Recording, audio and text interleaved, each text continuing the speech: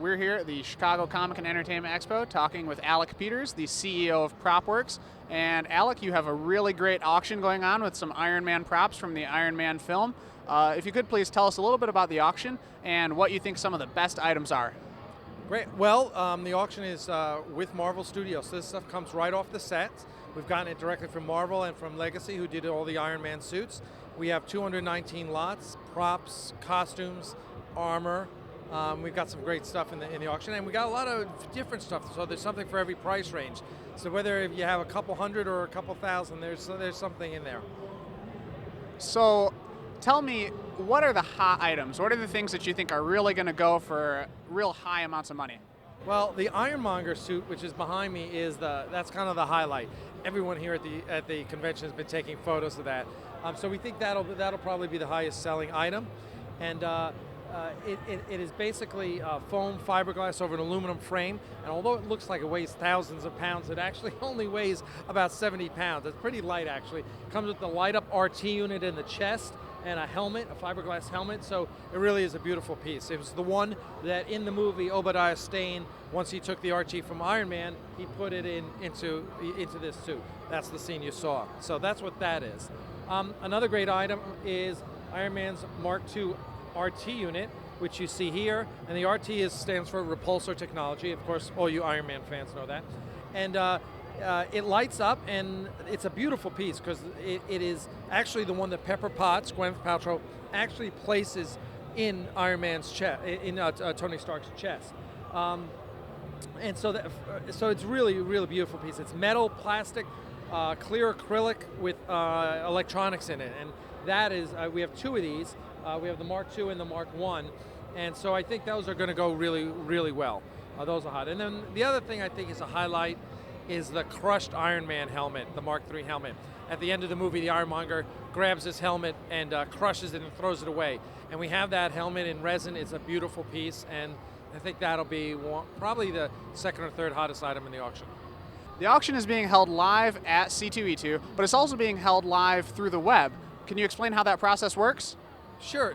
It's just like eBay in a way, in that you get to go online and bid, and in this case, you're bidding against actual bidders in the audience. So the auctioneer will be taking bids from both the audience and from one of our employees who's monitoring the internet bids. So he'll be calling bids as people are raising their paddles in the audience, and as we see that, the internet has bid $1,000, the internet has bid $1,200, and we'll be going back and forth. At home, it's a great experience. You just sit in front of your computer, you can be in your underwear, no one cares, no one can see you, and you just sit down, register, and then you'll actually see a view of what everyone in the audience sees, because we'll have a camera set up and it'll be live webcast. The technology is great. Live Auctioneers is the company that does it. They're number one in the business. They do hundreds, thousands of auctions a year. So it's a really good setup, and I think it's pretty easy, and I think everyone's going to be able to understand it. If you go to Propworx, Propworx.com, you'll click on the Iron Man link. There's all sorts of articles there, directions on how to use Live Auctioneer, how to register for it. You can even bid on your iPhone. There's a downloadable iPhone app you can use. So if you go to Propworx.com, you'll find out all the information. One of the great elements of this auction is this really thorough prop and costume auction book. Could you show us a little bit of the book and describe why it's such a great thing for collectors to have? Yeah, and thanks, because it really is a book. It's not just a catalog. And what it is we took a different take, we always do with our catalogs, in that we want them to be collectibles in and of themselves. So with this catalog, it's hardcover with a dust jacket. It has all 219 lots in detail, beautiful photos and descriptions, but in the beginning of the book, we also have interviews with the cast and crew. Here's the interview with Jon Favreau. We have interviews with Shane Mahan, who's one of the partners at Legacy Studios who built the armor, production designer. Here's Shane's article. It shows you behind-the-scenes photo of how they made the suits. And so there's a lot to it. It's kind of like half behind-the-scenes book, half auction catalog. And it's a gorgeous piece. Damaris Deegan, our layout designer, worked very hard on this, and we've gotten rave reviews on it, so we're really happy.